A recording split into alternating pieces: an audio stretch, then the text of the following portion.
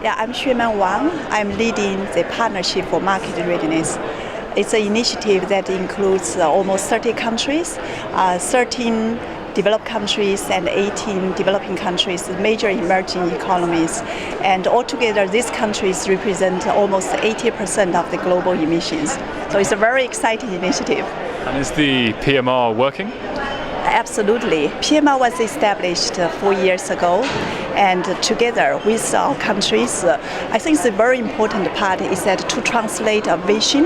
Yesterday we have heard from our Vice President Rachel Kai about the vision for carbon pricing. What we have seen from PMR is to translate the vision into real action at the country level. So it is working. Okay. Now there are plenty of interesting initiatives afoot. We heard just yesterday how South Africa will put a tax before lawmakers next year. Chile's doing the same.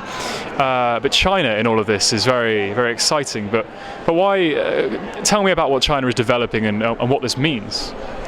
Indeed, China is one of our major partner countries under the PMR, and we are very proud and really feel privileged to work with our Chinese counterpart to design a national emissions trading scheme. So what China is doing is to first pilot emissions trading, 7 pilots, and gaining experience from the 7 pilots, and then start to design the national emissions trading scheme, and which would be launched probably in 2017. And that would have huge implications. We have all heard about the carbon market, the collapse of carbon market, and to some extent there's some problem with the EU market. But when China comes into play, and probably not in the long, far away future, we see the emergence of global carbon market. So that's, yeah. Well, China's market itself will be larger than the EU ETS, the European Union's emission trading scheme. So you're saying this is injecting new vigor into the carbon markets. Would you agree? Absolutely. The China's, just if you, once we see some bubbles that say how big the EU emissions, but if you come, China's emission takes up almost 30% of the global shares, and where EU is about 16%. So you see that the comparison.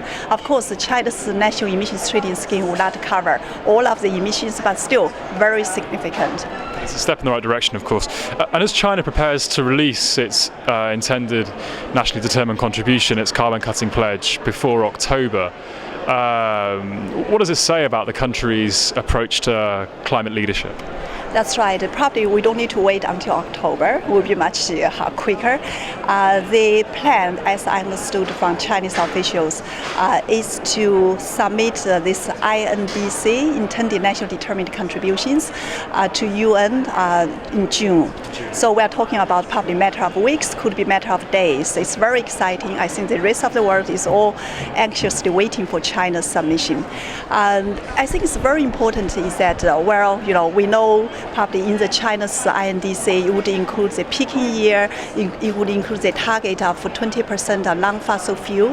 I think it's very important as we see that as we have heard from our Chinese officials that climate change comes from development and the solution must come from development. What they see INDC is a very important opportunity to have a package of targets that aim for transformation to the cleaner pathway, low carbon and green cleaner pathway. Okay. So we've reflected a lot on China, and for good reason, but out of the PMR, would you pick out one more country, another example of one that we've heard little about but is doing a lot with regards to carbon pricing?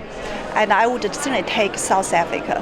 Yeah, South Africa, led by National Treasury, is doing tremendous work on the design of a carbon tax. If you think China is moving for a market-based approach, emissions trading, South Africa, based on their own national circumstances, they are designing a carbon tax. And why South Africa is a very fossil fuel-based economy, why they actually want to put a price on carbon.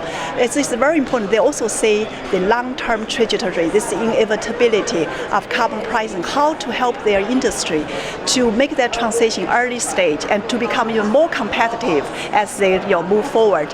So South Africa's carbon tax has a very interesting design. It's also very innovative in the way that they have carbon tax, but they also combine with market component like this offsets, so that the industry can use domestic offsets to offset their carbon liability.